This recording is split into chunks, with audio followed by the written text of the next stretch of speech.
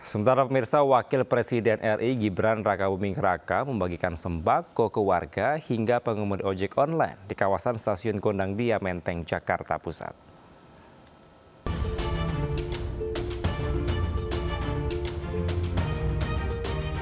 Gibran didampingi Pas Pampres menemui langsung warga dan pengemudi ojek online di kawasan Stasiun Gondang Dia, Menteng, Jakarta Pusat. Gibran sesekali berdialog sembari bersuah foto dengan pengemudi ojol dan warga. Gibran juga menghampiri warga yang tengah mengantre sembako gratis. Syukur ada pembagian. Terima kasih karena ada pembagian sembako. Jadi saya senang sekali bisa dapat beras, bisa buat makan. Saya import dari anak saya kerja di sini, maksudnya ojek di sini. Dalam waktu 30 menit, sembako sebanyak 1 truk habis dibagikan ke warga.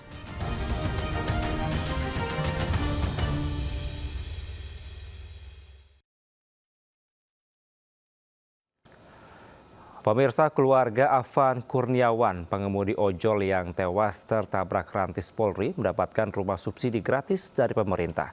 Keluarga Afan terharu karena semasa hidup Afan bercita-cita bisa membelikan rumah untuk orang tuanya.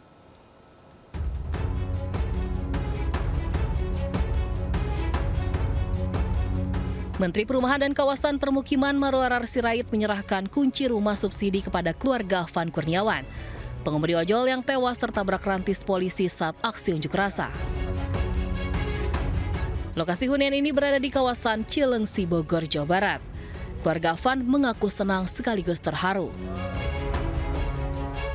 Karena kalau tidak cocok di sini, saya sudah siapkan 2 alternatif rumah subsidi. Yang pertama di Tiga Raksa, yang bagus, ya Pak Heru ya, yang di Tiga Raksa ya, di Tangerang ya, yang kita udah cek bagus. Yang kedua di Serang ya gitu. Jadi saya meminta memang tadi Bapak Ibu mungkin tidak muter-muter. Adapun biaya pembelian rumah ditanggung Menteri PKP Marwarar Sirait dibantu BP Tapera. Semasa hidupnya Afan merupakan tulang punggung keluarga dan bercita-cita bisa membelikan rumah untuk kedua orang tuanya. Dari Bogor, Jawa Barat, Cahyat Supriyatna, iNews melaporkan. Sejumlah aksi demonstrasi masih terjadi di sejumlah wilayah di Indonesia. Bentrokan antara massa dan aparat pun tidak terhindarkan dalam sejumlah aksi ini.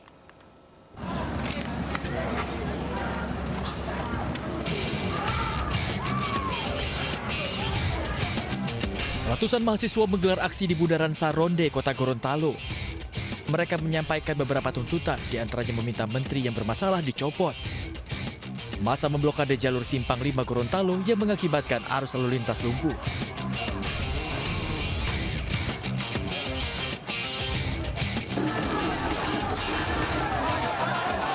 Kericuhan tak terhindarkan saat aksi dilakukan mahasiswa dari berbagai aliansi di kota Ternate, Maluku Utara. Massa yang berorasi dan mendesak masuk mendekati kantor DPRD Kota Ternate ditahan oleh aparat yang membentuk barikade pengamanan.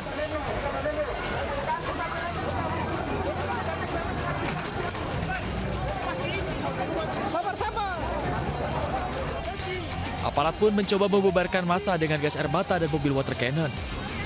Aksi ini pun membuat massa melempari batu. Kericuhan juga mewarnai aksi mahasiswa di Kota Palopo, Sulawesi Selatan. Bentrok terjadi antara aparat kepolisian dan ribuan mahasiswa.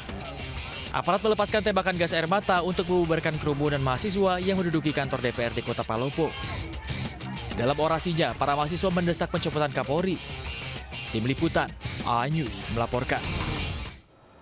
Sementara Polda Metro Jaya menetapkan 38 orang sebagai tersangka terkait kericuhan yang terjadi di Jakarta pada pekan lalu. Para tersangka tersebut telah ditahan. Sampai dengan hari ini, rekan-rekan, kami telah melakukan tindakan penahanan terhadap 38 tersangka.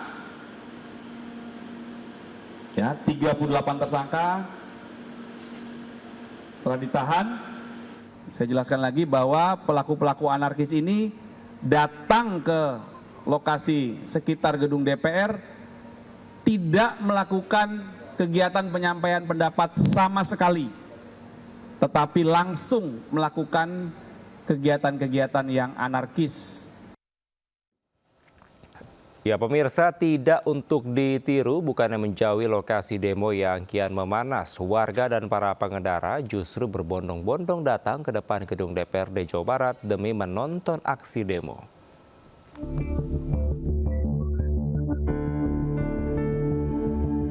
Bukannya menghindari lokasi demo, warga dan para pengendara yang melintas justru memarkirkan kendaraannya untuk menonton aksi massa bakar ban di depan gedung DPRD Provinsi Jawa Barat. Padahal saat itu, selain membakar ban, massa aksi melemparkan batu petasan hingga bom molotov ke arah gedung DPRD.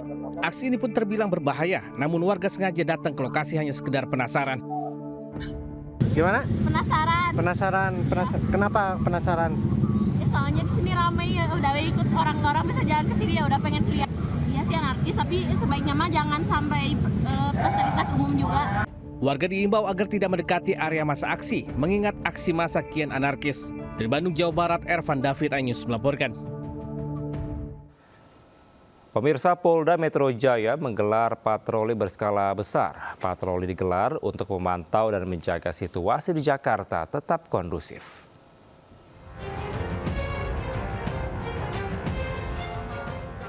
Jajaran TNI Angkatan Darat menggelar patroli di jantung ibu kota. Patroli diantaranya melibatkan 100 prajurit Yonif 318, motoris serta sejumlah kendaraan taktis. Rute patroli mencakup kawasan vital, mulai dari kawasan Medan Merdeka Barat, Tamrin, Sudirman, Pondok Indah, Mampang hingga Menteng. Patroli berskala besar juga digelar Polda Metro Jaya untuk menjaga situasi Jakarta tetap kondusif. Hal ini dilakukan untuk ketertiban pasca demo anarkis dan antisipasi kerusuhan. Patroli digelar 350 personil bersama dengan masyarakat karena keamanan Jakarta harus dijaga secara bersama-sama. Tim Liputan iNews melaporkan. Pemirsa, seorang pelajar SMK Negeri 14 Kabupaten Tangerang, Banten yang ikut unjuk rasa di gedung DPR 28 Agustus lalu meninggal dunia. Korban sempat jalani perawatan di Rumah Sakit Angkatan Laut Dr. Minto Harjo akibat alami luka di kepala.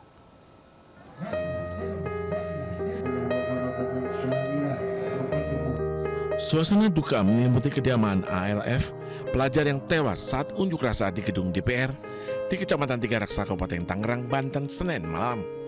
Ibu korban yang memegangi foto anak sayangnya ini sesekali terisak setelah mengetahui anaknya yang masih berusia 16 tahun tewas dengan tragis. Sejumlah keluarga, kerabat dan warga menggelar tahlilan setelah memakamkan jenazah korban di TPU Puri Bidara pada Senin sore. Peristiwa ini bermula saat korban diajak temannya ikut demonstrasi di DPR pada 28 Agustus lalu. Korban izin kepada guru untuk pulang karena ingin mengantar ibunya berobat. Namun setelah pihak sekolah menghubungi keluarga, ternyata korban tidak berada di rumah. Usai demonstrasi di DPR, korban sempat dinyatakan hilang. Keluarga baru mengetahui keberadaan korban yang kritis akibat luka parah di kepala di RSAL Dr. Minto Harjo melalui media sosial. Dari media sosial itu karena memang mungkin rekan-rekannya, temannya di lingkungan mengetahui, jadi disampaikanlah ke pihak keluarga dan memang posisinya sudah di rumah sakit dan ditangani alhamdulillah dengan baik di rumah sakit tersebut. Keluarga mengaku ikhlas dengan kepergian korban.